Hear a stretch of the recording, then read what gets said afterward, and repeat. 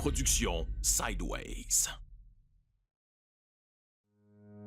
Ce balado est présenté par Expression Centre d'écoute active. Expression est un centre d'écoute qui vient en aide aux gens qui ont besoin de parler, qui ont besoin de ventiler sur une situation particulière. Bienvenue au balado Dernier souffle. Un balado qui aborde la fin de vie et les soins palliatifs avec humanisme, ouverture et transparence. Animé par Catherine et Véronique, on vous invite dans ce bel univers. Bonne écoute! Alors, bonjour tout le monde, bienvenue à un nouvel épisode du balado Dernier souffle.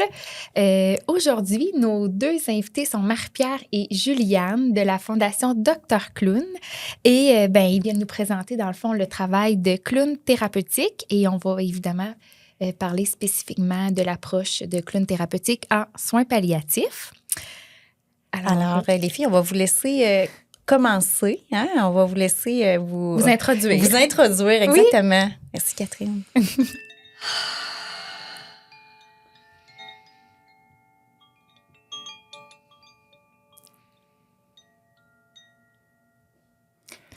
Tes yeux ne s'ouvrent plus, tes pieds ne marchent plus. À chaque mardi, tu nous accueilles. Tes bagages sont prêts. On peut t'amener n'importe où, n'importe quand, dans le confort de ton lit. Tu dis oui et tu ris, étonnée. Voyageuse de l'imaginaire. Tu écoutes les oiseaux multicolores qui se posent à ta fenêtre. Tu goûtes les tartes sorties du four. Tu souris aux prétendants. Tu observes chaque décoration posée dans l'arbre de Noël. Tu parles au téléphone avec Jésus. Du haut de tes 90 ans, paupières closes, cœur ouvert, tu dis oui, malgré tous les non de ton corps. C'est donc bien beau! Bravo! Wow! Est-ce que c'est une création? Oui, c'est un petit poème.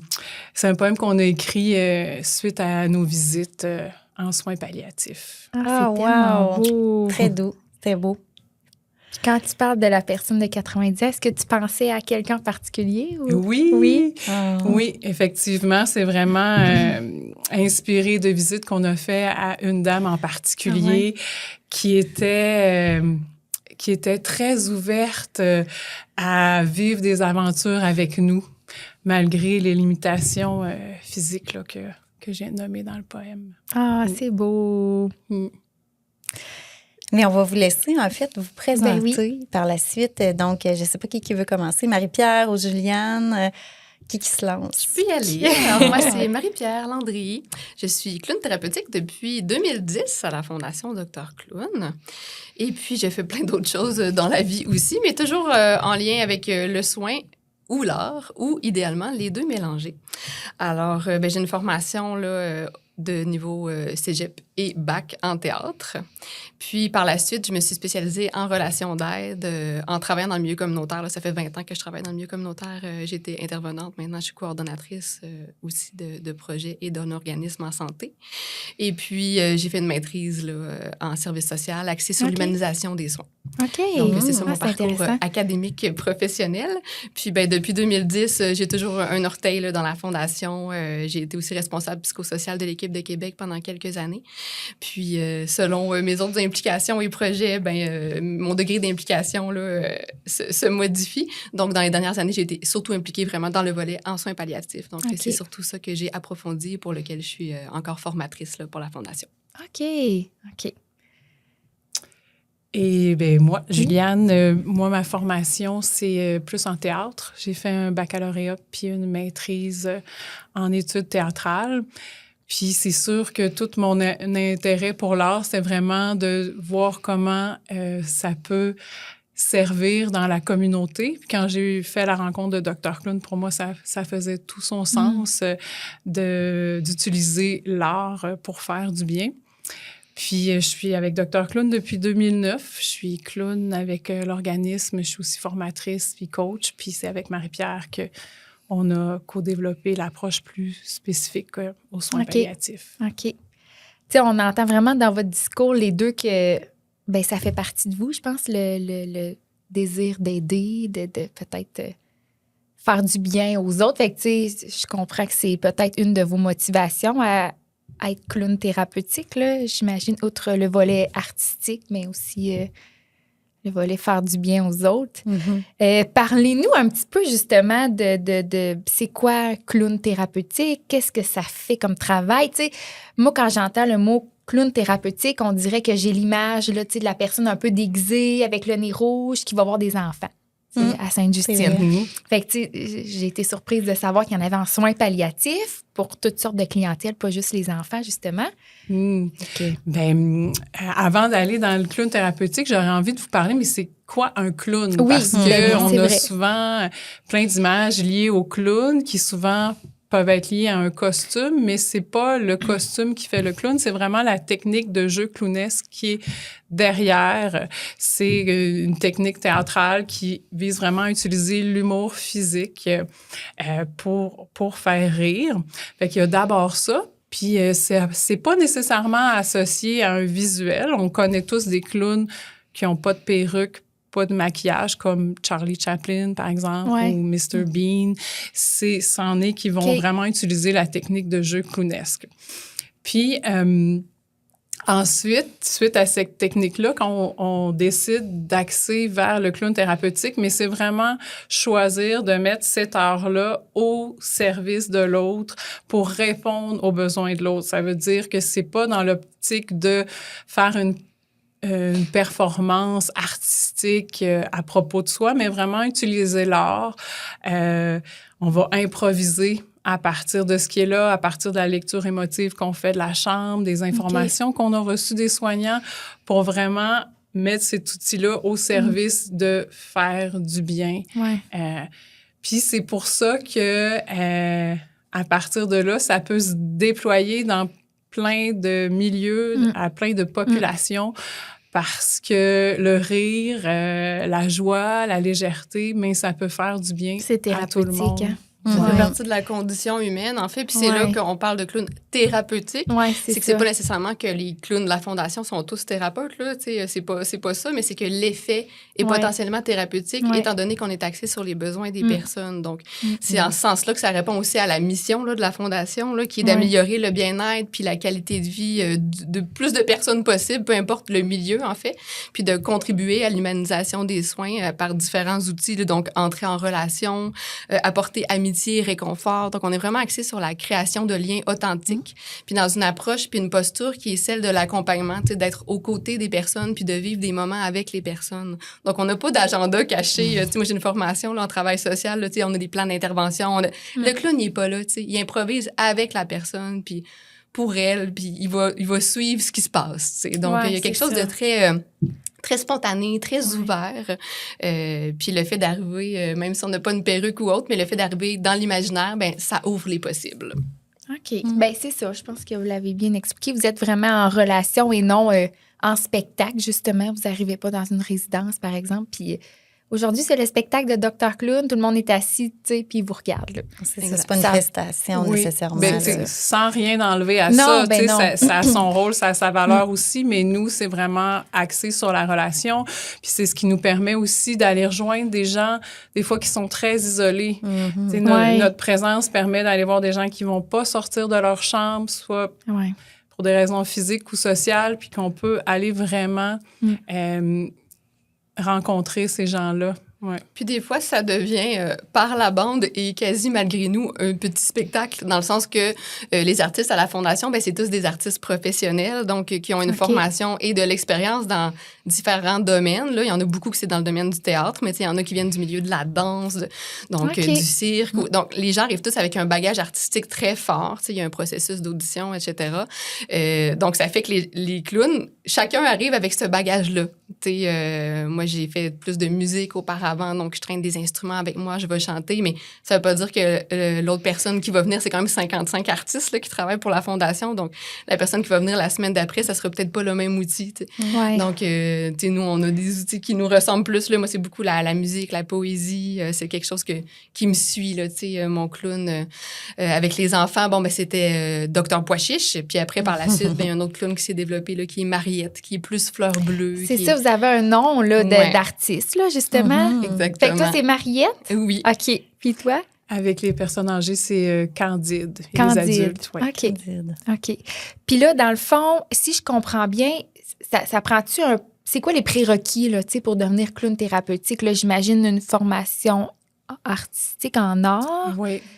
Effectivement, tu sais, la Fondation va faire passer des auditions à des artistes professionnels qui ont un bagage en jeu clownesque. Puis aussi qui ont un profil souvent axé vers l'art d'intervention ou qui ont des implications sociales. Parce que ça prend vraiment les deux volets. Parce que c'est, la pratique artistique, mais le savoir-être, puis la qualité de présence. Puis ça, c'est des choses qui c'est ça, quand qui ils sont inné là, aussi, oui, je pense. qui sont souvent innés, mais ou qu'il faut être tenté vers ça, mais c'est plus dur après à travailler.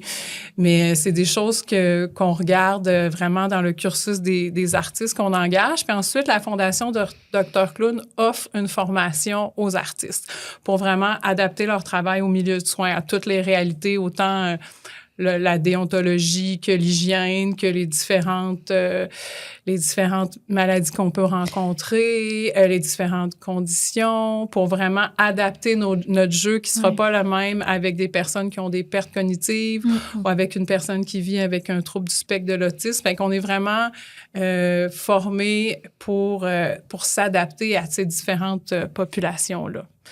Puis excuse. Puis comment ça fonctionne, justement? Tu sais, là, on parlait, exemple, d'une personne qui a le trouble du spectre de l'autisme. Est-ce que vous avez de la formation continue? Tu sais, comment ça fonctionne une fois que la personne est embauchée? Elle a passé, est-ce que...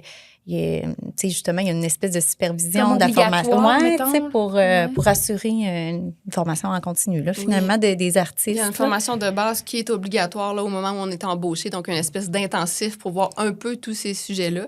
Puis après ça, selon où on va aller exercer comme clown, bien, on a accès effectivement à de la formation continue là, qui est obligatoire, puis qui est tout au long de l'année, puis qui est selon les projets qui se développent. Là, donc, par exemple, les enfants qui vivent avec un trouble du spectre de l'autisme, bien, c'est un projet pilote qui avait été développé. On a participé d'ailleurs au développement de ce projet-là, là, Juliane et moi, mais c'était vraiment en mode, on regarde c'est quoi les besoins, on documente les effets, tu sais, avec vraiment des données notées à chaque semaine, on adapte le jeu, etc. On demande aux professeurs comment ils ont trouvé ça, on regarde des plans d'intervention pour voir si c'est adapté. Donc, ça se développe comme ça, puis après ça, bien vraiment un transfert de connaissances qui est fait à l'ensemble de l'équipe quand il y a des projets pilotes qui se développent, là, pour s'assurer que tout le monde est compétent, puis se sent à l'aise, puis de s'assurer qu'on est capable de travailler en collaboration avec les autres professionnels qui sont présents. Tu sais, que ce soit des soignants ou des professeurs ou des intervenants, bien, on veut rentrer dans l'équipe et travailler ensemble. Ouais. C'est toujours ça l'objectif. Je trouve ça le fun que ce soit autant pris au sérieux, autant encadré. Tu sais, moi, de base, je pense que dans ma tête, c'était un peu même bénévolement là, qu'il y avait des clowns thérapeutiques, mais tu sais, non, finalement, je me rends compte que c'est ça, vous avez des vraies formations. C'est ça. On fait face à toutes sortes de situations. Hein. On accompagne des enfants, des fois jusqu'à la fin de vie.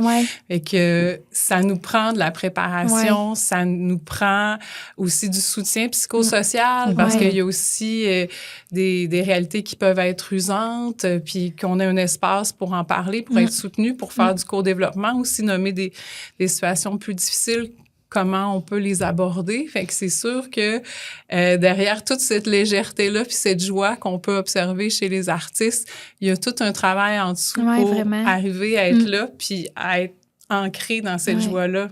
Être disponible, en fait. C'est un travail qui s'inscrit dans le soin, dans le sens large du terme. Ah, donc, vraiment. nécessairement, Prendre soin. Là. C'est ça. Ouais. Donc, on a des outils qui sont différents, qu'il y a des intervenants, qu'une infirmière, mais l'objectif, il demeure le même. Puis on est vraiment dans une approche qui est centrée sur la personne, qui est axée sur son bien-être avec une approche plus holistique, finalement, de la santé. Donc, dans ce cadre-là, ben, oui, il faut être formé, il faut être soutenu. Il y a aussi une responsable psychosociale, là, une direction, en fait, psychosociale à la Fondation. Okay. Donc, il y a moyen aussi d'avoir du soutien quand il y a des situations qui sont plus difficiles, de parler à cette personne-là, d'avoir du soutien psychologique, des rencontres psychosociales, du co-développement. Donc, un peu comme les soignants en général. Oui, mais c'est ça. c'est ça. Mais appliqué, dans le fond, à une approche qui est artistique. Donc, c'est vraiment un travail qui est professionnel puis qui est rémunéré. Ouais. Là. Puis là, tu disais tantôt, vous êtes 55 clowns thérapeutiques pour la Fondation Dr. Clown. Exactement. Ça existe depuis combien de temps? Ça fait 22 ans. Là, 22 si je me ans. trompe pas. 22 trop. ans. OK. Puis vous êtes situé à quel endroit? Tu sais, la fondation en soi est située à quel endroit? C'est ça, en ce moment, on a Deux endroits. Des bureaux à Montréal et à Québec. OK. Ouais. Mais est-ce que, c'est exemple, je sais pas moi, on vous appelle, là, tu sais, Pour moi venir puis à Catherine, Tête-Ferme. pour venir à Tête-Ferme. Est-ce que vous pouvez vous déplacer? Comment ça fonctionne? Ouais. Tu sais, parce qu'il y a quand même une grosse équipe, mais est-ce que ça arrive parfois que vous pouvez faire des projets spéciaux? Puis... Ça s'est déjà passé. Moi, dans une autre vie, j'ai vécu en Beauce. Donc, Ah. il y a eu des petits projets là, de faire justement là, des visites dans des CHSLD en région, etc. On s'est un peu promené, mais il reste que là, en ce moment, l'objectif, c'est de concentrer nos énergies principalement à Montréal, à Québec, OK. pour des raisons là, logiques là, de conserver nos énergies puis de bien développer ce qu'on est en train de faire là, à Québec. Il y a la formation en art clownesque qui est en train de se développer, qui existait déjà à Montréal. Donc, il y a tout ça qui se développe. Fait qu'on on met de l'énergie aussi là-dessus pour que ça se passe bien puis ça se concentrer donne nos nous. énergies. C'est vous qui le donnez. C'est ça. Mais il y a plusieurs formations qu'on offre, puis peut-être peuvent être mobiles aussi à Tête-Feu. C'est ça, parce que là, bon, on est en train de parler du clown, mais une bonne façon de savoir c'est quoi, c'est de l'essayer. Fait qu'on offre des formations en jeu clownesque qui permettent justement d'expérimenter ça. Pas besoin d'être un professionnel, mais tu sais, vraiment d'avoir envie d'explorer, de se connecter à sa joie, de sortir de sa zone de confort. Puis il y a aussi des formations qu'on offre aux soignants puis aux proches aidants plus spécifiquement qui s'appellent les clés de la bienveillance. Puis ça vise vraiment à voir comment on peut adapter des outils du clown à notre accompagnement. Okay. Comment on peut se connecter plus à sa joie, sa présence, à un toucher affectif, c'est différents outils que nous, on utilise, qu'on explore ensemble, puis qu'on voit comment ça peut nous soutenir dans l'accompagnement. C'est intéressant. Sans mettre le nez rouge. C'est finalement comment une infirmière peut porter la simplicité, la joie, la légèreté du clown dans le cadre de ses interventions à chaque jour parce qu'on le sait, quand même, c'est des métiers qui sont exigeants puis qui amènent beaucoup d'épuisement. Fait que nous, on pense que c'est quand même des outils qui peuvent permettre de se protéger tout en améliorant le soin. Là, donc, c'est ce qu'on offre. Oh, wow! Oui, vraiment intéressant. Très intéressant. Ouais. On note. Non, mais c'est pas que vos formations soient pas juste pour votre personnel, là, que ce soit élargi à la population en général. Puis, quelle clientèle est-ce que vous desservez? Là, on a parlé des enfants, personnes âgées, soins PAL. Oui, bien, si je commence au début de la fondation, quand ça a débuté, tout de suite, c'était des gens en pédiatrie. C'est souvent, effectivement, ce qu'on connaît des clowns d'hôpitaux. Puis, si je peux préciser sur le visuel, dans ce cadre-là, avec les enfants, on est des docteurs clowns. Fait que on est des clowns qui font semblant d'être des docteurs. Fait qu'on a un sarrau. Ouais, moi, c'est vraiment ça, l'image que j'ai en tête. Il n'y a pas beaucoup de vrais docteurs dans notre gang. Fait que c'est beaucoup cette forme-là qu'on connaît, mais ça, en même temps, ça a débuté en gériatrie avec une approche qui s'appelle la belle visite, où là, on va plus être des personnages en habit du dimanche des années 50-60, puis on fait des belles visites, comme on faisait avant le dimanche, on se mettait beau pour honorer les gens qu'on allait visiter. Fait que ça, c'est une approche. On va vraiment travailler plus sur la réminiscence, par exemple, dans cette approche-là. Ensuite, on s'est développé aussi dans les écoles spécialisées. Et qu'on va aussi, dans des classes spécialisées, visiter des enfants qui vivent avec un trouble du spectre de l'autisme ou avec une déficience intellectuelle ou déficience physique. On fait aussi différentes écoles. À Montréal, on va aussi en santé mentale jeunesse. Ah ouais, OK. Et puis, oui, c'est ça. Fait que différents milieux qu'on fait. Et puis, depuis 2008, en soins palliatifs adultes aussi. Puis, en soins palliatifs adultes, est-ce que vous allez surtout dans les hôpitaux et j'imagine les CHSLD? Ça doit être Ou ça, vous vos vous deux. rendez aussi à la maison? Comment ça fonctionne? C'est Pour vrai. l'instant, Oh! on va pas à domicile. Mais, petit scoop, non. Non, mais tu sais, c'est un vieux rêve qu'on caresse, mon là, Dieu.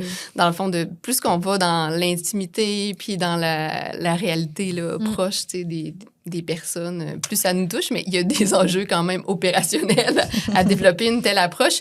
Puis on n'est vraiment pas dans tous les milieux dans lesquels on pourrait aller, dans des milieux qui sont plus hospitaliers puis qui ont encore plus besoin de faire venir l'extérieur à l'intérieur, parce que, tu sais, c'est aussi notre rôle là, d'amener l'automne avec nous, d'amener, tu sais, parce que quand même, quand on va dans une institution, ben on est entre des murs qui sont pas chez nous. Donc, c'est un peu notre rôle aussi d'apporter la chaleur dans ces milieux-là.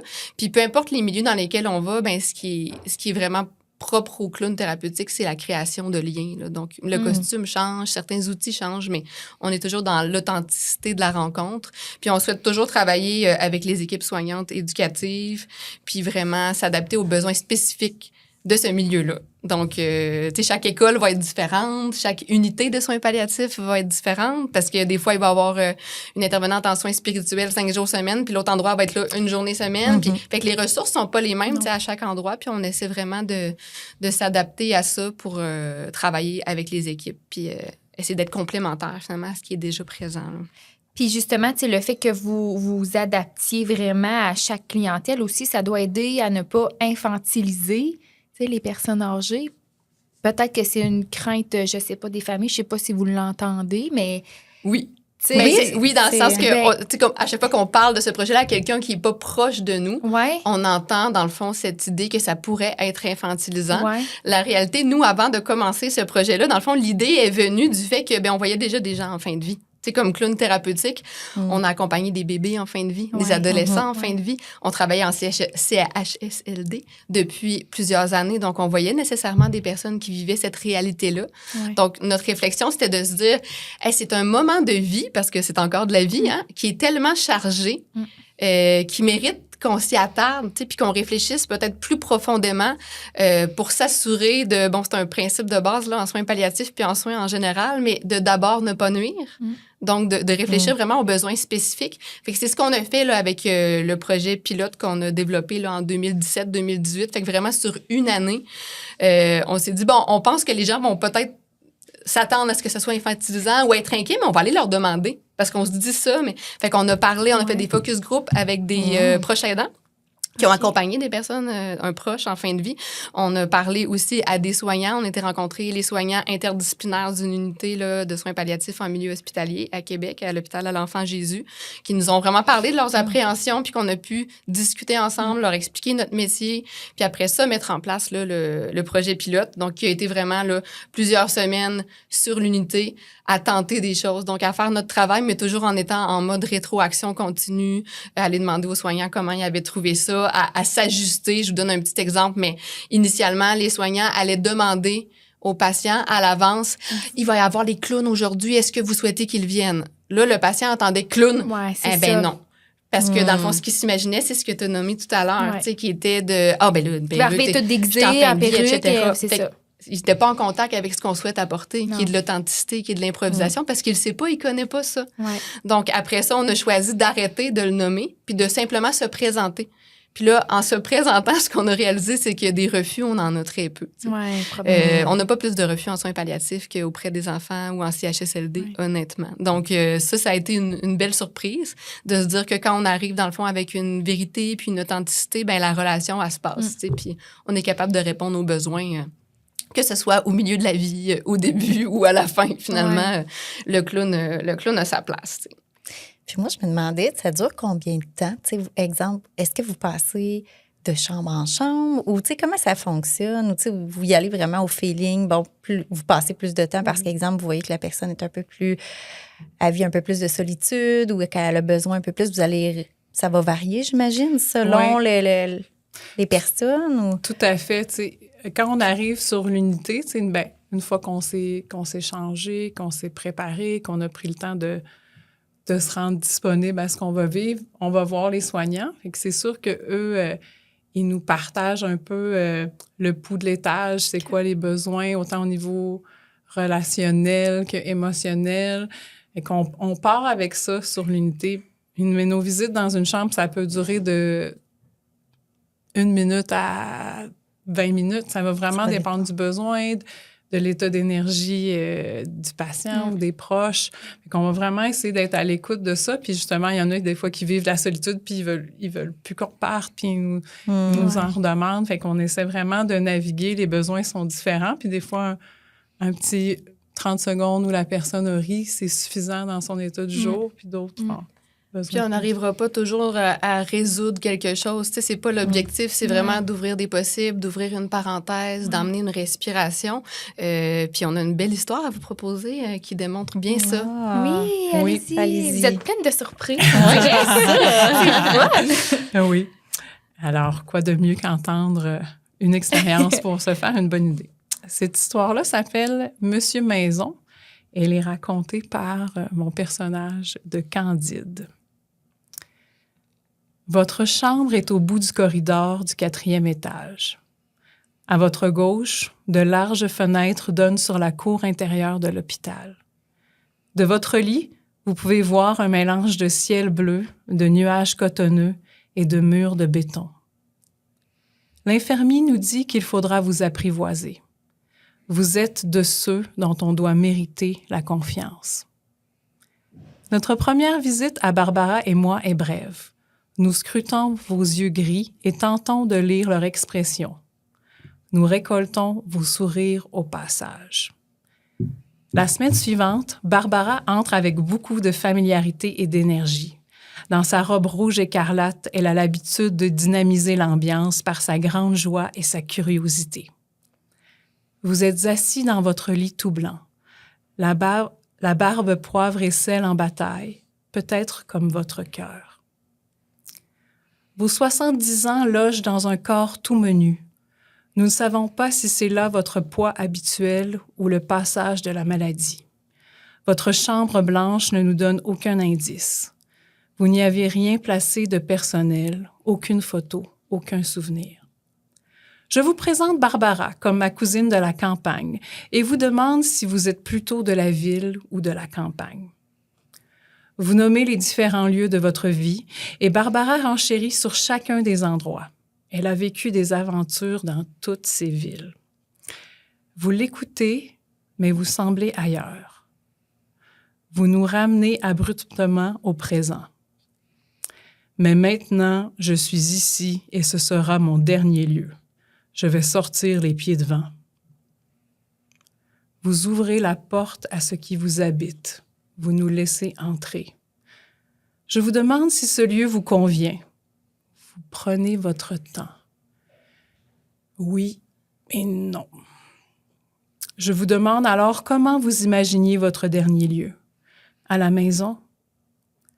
Vous répondez par l'affirmative en hochant la tête lentement. Je m'informe sur votre appartement. Qu'est-ce qui illuminait votre regard depuis la fenêtre? Un arbre. Je me déplace près des fenêtres et je mime l'arbre, ses branches qui se bercent au gré du vent. Ça vous fait sourire. Barbara cherche ce qu'il y a d'autre dans l'appartement. Des photos? Oui, elles sont dans un coffre. Barbara mime le coffre et nous l'ouvrons pour découvrir des photos en noir et blanc et d'autres en couleur. Nous les décrivons ensemble. Votre premier job de livreur d'épicerie à vélo, votre travail sur la construction, votre fils, vos 3 petits-enfants que nous saluons d'un geste de la main. Mais je les vois pas. Ça fait 2 ans que j'ai pas vu mon fils. Nous vous demandons si votre fils est au courant que vous êtes ici. Vous ne le savez pas. Est-ce que vous aimeriez qu'il le sache? Demandons-nous. Vous prenez votre temps. Nous vous regardons plonger à l'intérieur. Je pense que oui. Je vais y réfléchir. Il reste plus beaucoup de temps.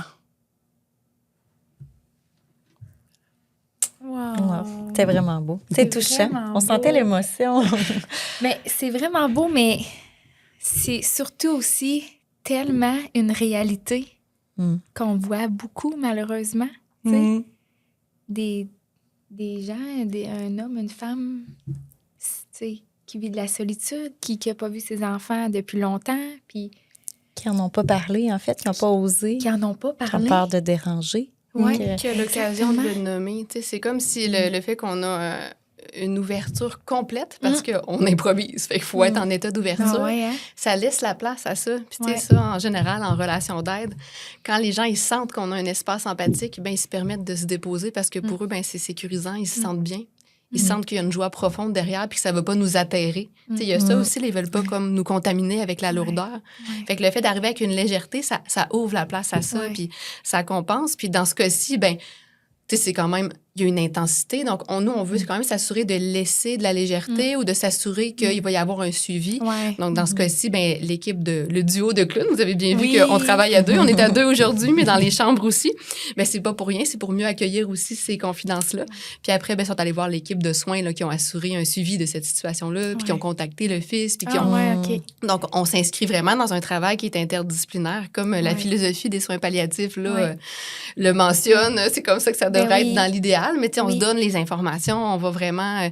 donc, les soignants nous le disent au début, les choses particulières, mais nous aussi, on a un travail d'aller leur nommer s'il y a des fois, c'est des beautés, des trésors qu'on va cueillir dans les chambres puis qu'on va partager, mais des fois, c'est des choses qui nous inquiètent, des idées suicidaires, des préoccupations par rapport à des proches, des malaises par rapport à l'idée d'avoir l'aide médicale à mourir, mais que la famille, elle a une autre avis. Donc, Ouais. on est vraiment amené à entendre Ouais. toutes ces choses-là, puis on le partage vraiment à l'équipe pour faire un travail ensemble, mais aussi pour se décharger, parce que le travail de soins, mais c'est un travail qui est collectif. Tu sais, Ouais. c'est pas une seule personne à porter ça, donc on partage vraiment cette vision-là du soin. Puis je sais pas si c'est parce que vous êtes un peu comme un personnage que c'est peut-être plus facile de se confier.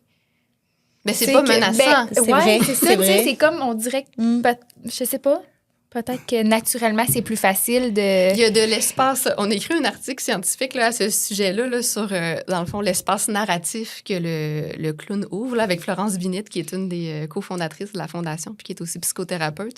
Puis effectivement, c'est que le jeu, en fait, donne un espace narratif à la personne, tu sais, pour vraiment montrer son identité biographique. Donc, finalement, se permettre d'être qui elle est, puis de le raconter, puis de... Ouais. Donc, tu sais, il y a pas... Justement, on n'a pas d'objectif thérapeutique en arrivant, mais on laisse la place à la personne pour se raconter. On a une curiosité, on va lui poser des questions, on va... Tu sais, donc là, on voyait dans les photos, là, ça permettait à la personne de parler de son premier métier, ses premiers amours. Puis là, nous, ben, on est vraiment heureuse pour vrai. Tu sais, il y a une vérité dans le clown Ben aussi. oui. C'est un personnage, mais c'est une extension de nous-mêmes. Ouais. Donc, nous, on se sent dans la gratitude, puis on est honoré pour vrai, tu sais, d'avoir accès à ça. Tu sais, la personne, elle ne sait pas combien de temps qu'il reste à vivre, là, puis elle prend le temps de nous raconter ça. Tu sais, c'est un réel privilège, vraiment, Tellement. sincèrement, de vivre ça. Là. Puis je suis curieuse de savoir qu'est-ce qui vous a amené les deux à vouloir participer au projet de soins palliatifs, parce que là, c'est ça, c'est vous deux qui l'avez comme... Ben, c'était comme Commencer. notre idée, en fait. Fait que... Privilégié. Oui, c'est ça.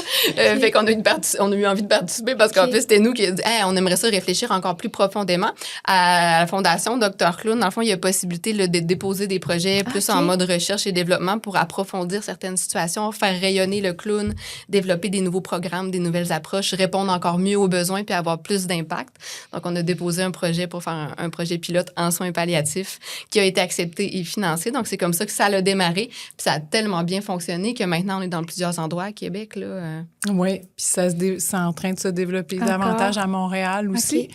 Fait que là, des choses peuvent démarrer ailleurs qu'à Montréal aussi. Ouais. Avoir des Ouais. petits points de Ah, service un peu ça en partout. prendrait partout. Oui, Partout. ben oui, certainement. Ouais. Certainement. Voyons, j'avais une question en tête puis je l'ai perdue. En lien avec Moi ça. aussi. Est-ce que, qu'est-ce qui vous a, tu sais, fait penser, hey, il y a un besoin en soins palliatifs? C'est-tu parce que vous avez vu des expériences qui avaient eu un manque? En fait, c'est parce qu'on voyait déjà quand on arrivait dans des CHSLD, t'as une porte, c'est quelqu'un qui est dans son milieu de vie, puis l'autre porte, quelqu'un qui est en fin de vie. Ouais. Mais clairement, on sait que c'est pas les mêmes choses qui sont en train de se vivre, c'est pas les mêmes besoins. Je pense que nous, on avait vraiment envie de répondre le plus adéquatement à ces besoins-là. Fait qu'on a vraiment pris le temps de voir, mais c'est quoi les besoins en fin de vie? Besoin de faire du sens, de revenir sur sa vie, besoin d'être en lien, de continuer à une façon de créer, de contribuer. Puis c'était vraiment de réfléchir à ça, puis comment le clown peut répondre ou peut soutenir ces besoins-là. Ouais. Fait que c'était vraiment le souhait d'être le plus adéquat et soutenant et créatif. Créatif, aussi, c'est parce ça. qu'il n'y a jamais trop d'angles différents proposés à une personne pour favoriser son bien-être. Ouais. t'sais. Fait que plus qu'on a d'approches différentes, oui, plus tellement. qu'on risque de répondre aux besoins de la personne, encore plus qu'on est dans des situations de vie qui sont intenses comme la fin de vie. C'est comme le début de la vie. Là. Il y a autant d'intensité. Ouais. Fait que Ben oui, c'est ouais. vrai. C'est souvent comparé, la naissance et le Beaucoup de décès. similitudes. Des fois, on dit tu sais, on va utiliser le mot infantilisant, mais infantilisant, c'est souvent de décider pour la personne. Ouais. Puis, des fois, des gens pour qui l'humour, la joie, ça fait partie de leur identité, ben c'est pas en fin de vie qu'ils vont arrêter. Fait que Non. il y a de l'espace pour tout ça. Puis même si nous, comme clowns, on va porter la joie, on va jamais forcer la joie. Puis on va accueillir tout ce qui est là comme émotion. Puis on va recevoir les choses plus difficiles aussi. Parce qu'on a on a l'humour, bien sûr, la légèreté, mais on a d'autres outils comme Marie-Pierre nommait, tu sais, ça peut partir dans la poésie, les métaphores, pour vraiment partir de ce qui nous est nommé, puis essayer de l'amener ailleurs ou d'amener un autre regard là-dessus. La musique aussi va être là, avec différents outils qu'on va utiliser pour voir qu'est-ce qui va connecter le plus avec la personne, puis va lui faire du bien dans le moment. Avez-vous déjà accompagné quelqu'un vraiment dans son dernier souffle? Est-ce que ça vous est déjà arrivé? Je vais laisser Juliane en parler parce que c'est à elle que c'est arrivé récemment. Ouais. Ah oui! Oui, ça vient de nous arriver. Ah ouais? Ça fait C'était-tu- quand même 6 ans là, qu'on est sur le terrain, puis ça vient tout juste de nous arriver. C'est la première fois. dans Oui, le fond. c'est la OK. première fois que ça nous OK. arrive. Comment t'as vécu ça? Je pense que encore là, c'est un privilège. Là. Je pense à cette personne-là qui, à ce moment-là, était seule dans sa chambre et ses proches étaient en route. OK. Puis cette personne-là était vraiment en terminale, puis ses proches étaient en route, puis on est allé visiter la personne. On s'est présenté. La personne était vraiment en fin de vie, mais elle nous a fait un petit hochement de tête. On a senti... Elle est encore consciente, là. Elle était pas... C'est ça, elle avait quand même une présence avec nous. On a senti son approbation par un petit hochement de tête. On lui a proposé une chanson. Puis durant la musique, la personne, elle est partie. Ah, wow! Ouais. Avec vous. Oui, elle est partie. Puis après, on a eu l'opportunité de voir la famille, puis elle était vraiment soulagée qu'elle soit pas partie seule. Puis là, ils nous ont dit, cette personne-là, c'était vraiment un clown. Fait que ça faisait du sens aussi. Ah, il n'y a rien qui arrive pour Puis, rien, hein? ouais, c'est ça. Fait que c'est sûr que ça nous fait vivre des choses, là, d'être là à ce moment-là. Mais je me dis que je me sens privilégiée de pouvoir l'avoir un peu accompagnée dans ce Il y a passage. une espèce de magie qui se passe aussi souvent, puis tu sais, pas toujours, mais quand même souvent, le nombre de fois, tu sais, que j'ai entendu « Ben, comment vous avez fait? C'est la chanson préférée de maman. » Tu sais, c'est comme... ouais. il y a Tu même sais, je veux dire, on en connaît des tunes. Ouais, Je veux dire, ouais, comme clown mais- thérapeutique, on en a appris beaucoup. Puis, tu sais, souvent, c'est la chanson. ouais, Tu sais, hein? fait, il y a vraiment comme quelque chose de... Ouais. C'est comme si on est vraiment sur l'instinct parce qu'on est en mode improvisation. Puis, on arrive à saisir la bonne information. Ouais. Puis, à finalement être là au bon moment avec les bonnes personnes pour que ça fasse du sens. Tu sais, fait que ça peut pas être toujours comme ça, mais ça arrive quand même souvent. Ah, je le Puis crois. on avait un peu d'appréhension initialement quand on a commencé le projet de se dire « Oh mon Dieu, si quelqu'un meurt pendant qu'on est là. » Puis là, on est avec notre nez rouge. Puis là, fait que là, tu sais, on s'imaginait ça, tu sais, puis on en faisait comme tout un plat. Puis c'est un peu comme quand on lit un dossier patient puis qu'on est comme « Ben voyons, il a tout vécu ça, puis c'est donc bien intense. » Puis mais une fois qu'on est face à la personne, là, ben c'est une personne, tu sais. Ouais, c'est Fait ça. que c'est ça qu'on vit aussi là, dans le milieu de soins palliatifs. Puis Il y a une fois qu'il y a une proche qui nous a dit, parce qu'on avait vécu un beau moment, encore une fois, avec de la musique. Tu sais, c'était très doux, très enveloppant. Nous aussi, on se sentait bien. Puis la personne n'est pas décédée, mais sa proche a dit, ça serait beau s'il était parti pendant à que ce vous moment-là. faisiez ça. Fait que c'est comme à partir du moment où une proche nous a dit ça, moi, ça a complètement pacifié de, ben, tu sais, en fait, si ça a à se produire, ben, c'est comme le reste. Tu sais, c'est comme ce qui a à arriver arrive, puis il y a une espèce d'accueil de tout ça. Puis, ben, la magie, elle se passe pas toujours. Fait qu'on avait envie de vous partager aussi un petit texte sur les défis qu'on vit des fois, d'essayer d'apporter notre joie, mais parfois, il y a pas d'espace pour ça à ce moment-ci. Tu me dis que tu voudrais mourir au bord d'un lac, paisible. Mais tu es ici et tu ne veux pas y penser. Ton lit d'hôpital est un quai, abandonné. Ta fille unique est en naufrage. Tu ne sais pas où. Tu n'appelles plus les secours. Tes frères t'ont téléphoné pour s'excuser. Ils ne viendront pas. Tant pis. Tu cumules les ruptures comme des perles sur un collier.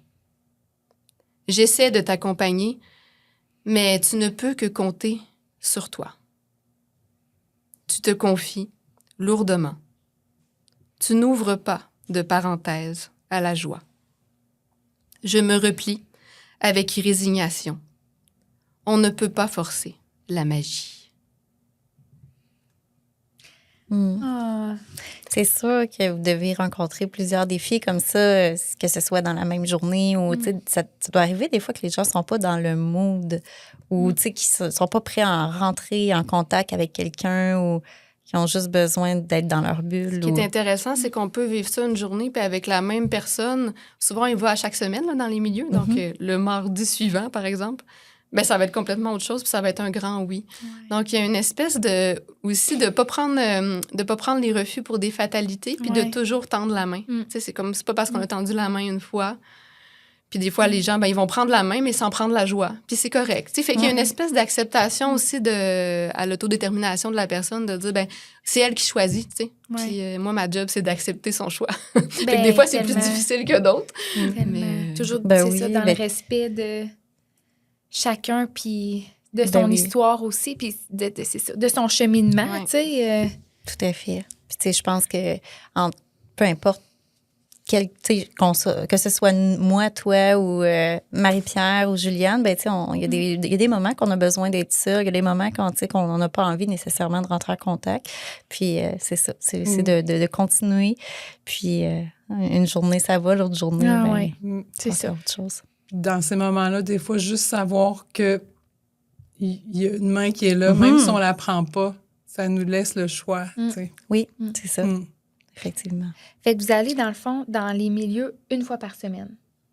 Oui, les milieux tu sais, ça dépend des types de milieux, mais souvent, quand on s'accroche à une place, ben, on y va chaque semaine. Fait que c'est vrai dans l'ensemble des milieux, donc en soins palliatifs aussi. Ou aux 2 semaines, dépendamment des programmes. Vous passez comme toute la journée là? On fait des demi-journées. En soins palliatifs, c'est des demi-journées. C'est souvent, dans la réalité des unités, c'est pas des grosses unités. Parce que c'est vraiment des soins très, très personnalisés. Fait que ça nous laisse le temps. On est sur l'étage 2 heures d'aller voir ceux qui sont disponibles dans ce moment-là. Puis comment est-ce que les familles vous reçoivent? Des fois, ils nous adoptent. Tu sais, des fois, on repart et on a une nouvelle famille. Ça, c'est très... Fait que c'est positif, j'imagine. C'est variable. C'est très variable. C'est parce que ça va vraiment dépendre du moment où on arrive. Parce que si on arrive quand la personne est en pleine forme, si on arrive avant l'aide médicale à mourir, tu sais, ça... C'est vraiment... dans une fin de vie, il y a beaucoup d'étapes. C'est pas juste un bloc homogène. Fait que ça va dépendre des fois, justement, dans la culture de la famille, la place de la joie, de la visite, on en prend toujours plus. Même des fois, quand la personne est inconsciente, ça fait partie, puis il y a encore de la place pour la joie, puis pour célébrer ce qu'il y a de vivant jusqu'à la fin. Puis il y a d'autres familles qui, des fois, sont très chargées d'émotions dans le moment où on arrive. Fait qu'on essaie toujours à ce moment-là de valider si c'est un oui, si c'est un non.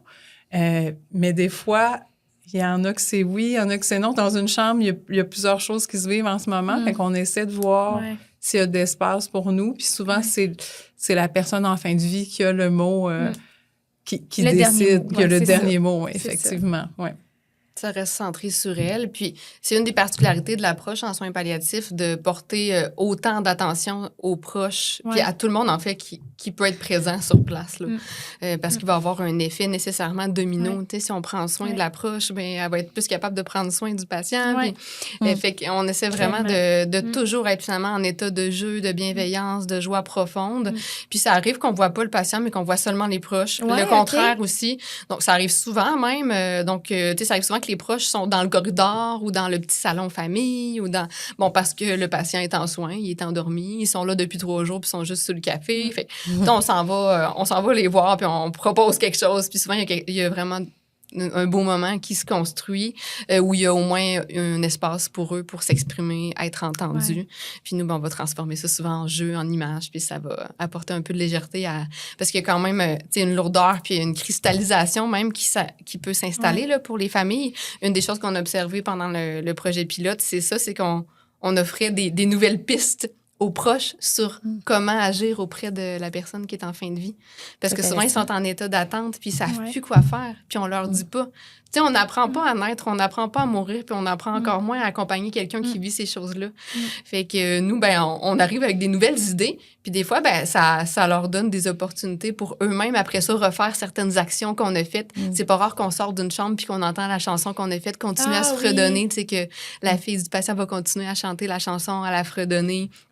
Il y a aussi une fois souvent on va dans des chambres puis on sent que la famille est loin physiquement, elle n'ose plus toucher le proche, mais nous on va le faire parce qu'on va dire bonjour, on se présente, on va aller toucher l'épaule par exemple, on va aller à des endroits qui sont pas trop confrontants, mais si on sent qu'il y a de l'espace pour ça, on va toucher. Puis là des fois on sent que la famille se rapproche, puis là quand on repart, ils sont en train de tenir la main de leurs proches, t'sais. Fait qu'on essaie un peu d'ouvrir les possibles, puis des fois on voit qu'il y a un effet d'entraînement finalement, puis que c'est contagieux, là, la joie puis la créativité, tu sais, dans le fond. Puis est-ce que vous avez déjà accompagné pour un aide médicale à mourir? J'imagine que non, vu que tu as assisté à juste un décès. Encore. Mais non, OK. Mais ça pourrait être une possibilité. Bien, il n'y a rien d'impossible pour un clown. Non, c'est ça. Vrai. Nous, ça vous a pas été demandé jusqu'à maintenant?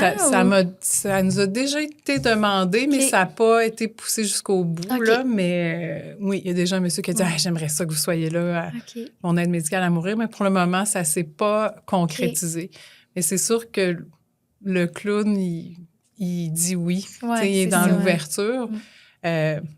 Si ça se passe un jour, on vous en reparlera. À voir si on choisirait le personnage du clown ou l'artiste derrière, qu'est-ce qui serait là, je ne sais pas. Mais pour le moment, c'est ça. Moi, je pense que vous pourriez avoir une belle contribution, vraiment, dans les aides médicales à mourir. Parce que souvent, il y a le médecin qui est comme très concentré sur ce qu'il fait.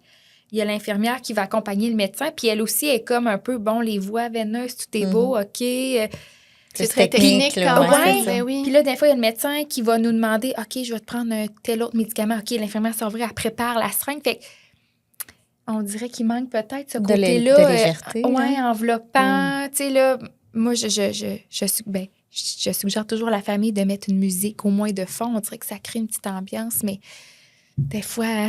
je me dis, mais ça sera comme un accompagnement de plus, tu sais, dans cette situation-là qui est souvent vraiment difficile là, pour les familles, plus qu'une fin de vie naturelle, là, de ce que j'observe. Fait que... Mais je pense que pour qu'on soit là dans ces moments-là, il faudrait avoir créé le lien avant avec la personne. 100%. En lien. 100%. Ouais, c'est ça. Que ce soit comme demandé. On n'est pas là tous les jours. C'est pour ça que c'est pas arrivé, je pense. Parce qu'il y aurait eu... On a parlé d'aide médicale à mourir très souvent avec les personnes.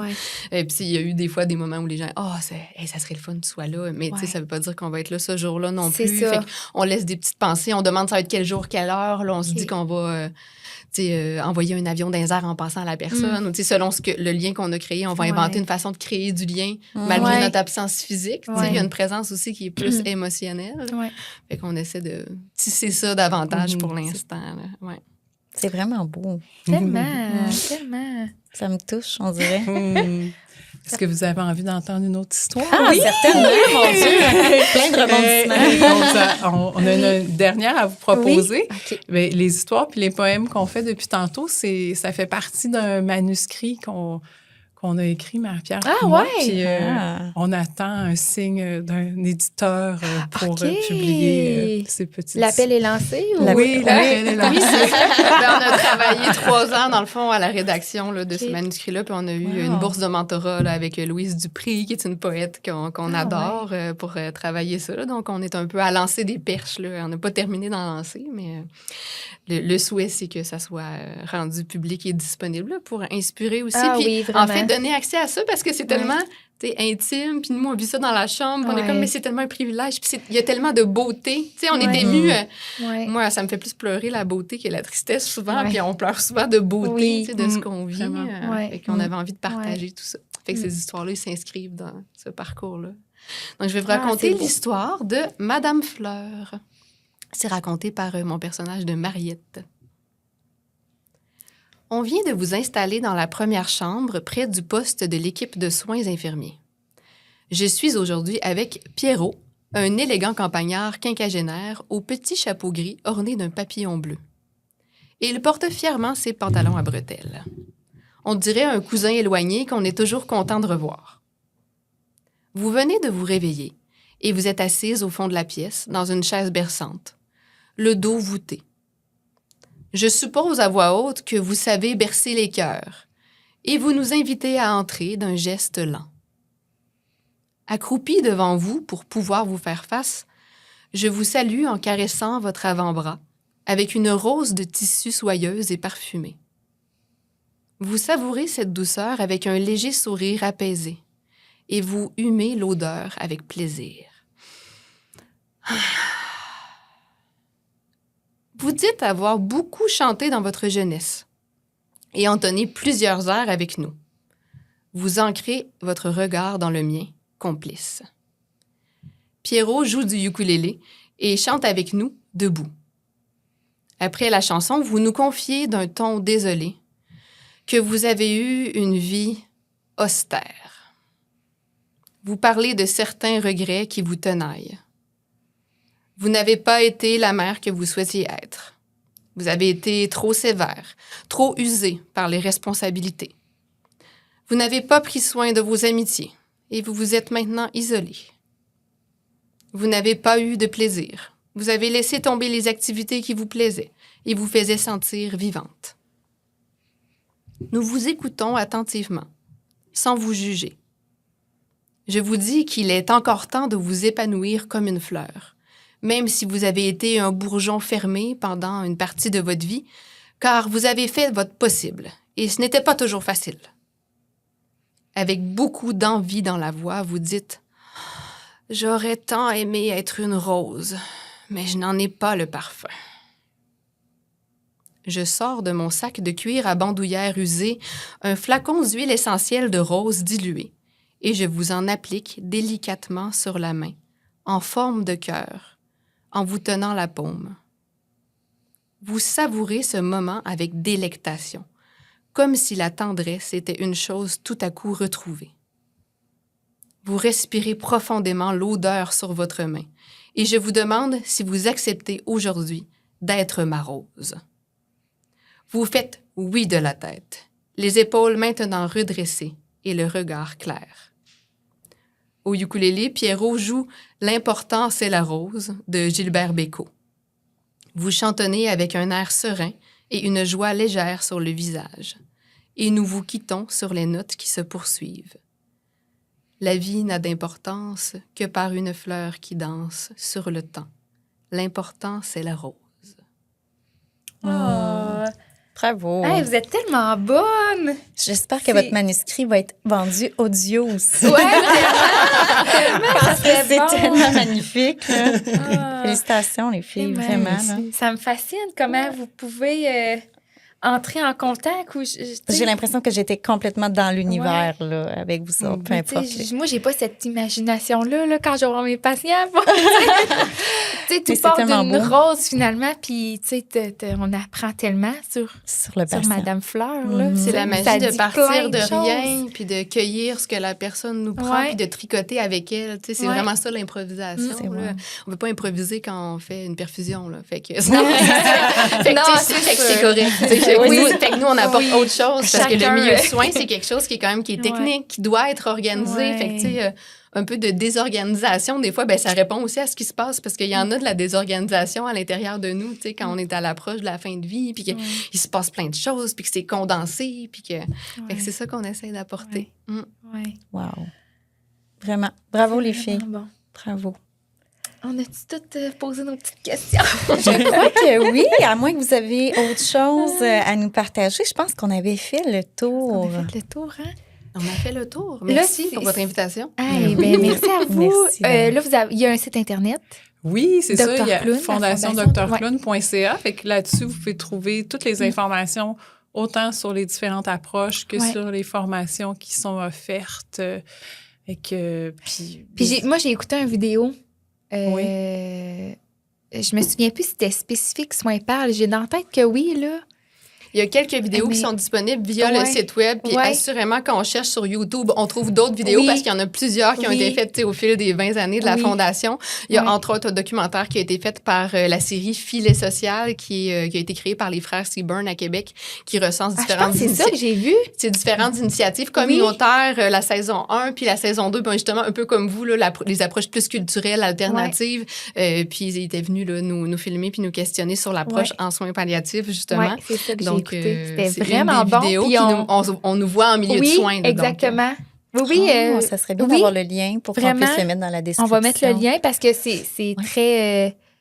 c'est ça, c'est concret. Là. On voit exactement ce que vous faites. Puis on vous voit avec justement un petit ukulélé, je pense, de mémoire. Oui, puis de voir le visuel, parce que souvent, c'est ça là, qu'on est curieux de savoir. Ça ressemble à quoi pour vrai? C'est ça, c'est parce que nous, on est avec une robe, un petit coat, un petit trench, des souliers de voyageur, une valise. Vous préparez chez vous le matin. C'est ça, ça me revient. Fait que toute une espèce de courte pointe de toutes les époques pour que les gens se reconnaissent finalement aussi, là, parce que auprès des personnes âgées, c'était très vintage, puis ça leur fait du bien, ça leur rappelle leur passé. Mais là, en soins palliatifs, on peut voir des personnes vraiment de tous les âges.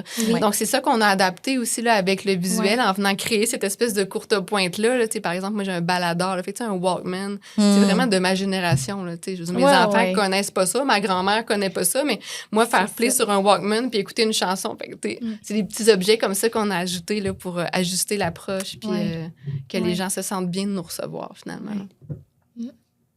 Merci encore une fois, les filles. Merci de votre passage. Merci pour votre curiosité, votre intérêt. Très contagieux.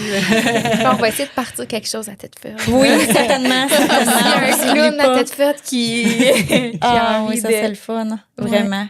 Mais merci d'avoir accepté notre invitation, puis au plaisir de puis peut-être merci se tout le revoir. monde d'avoir écouté. On se retrouve pour un prochain épisode. Au revoir.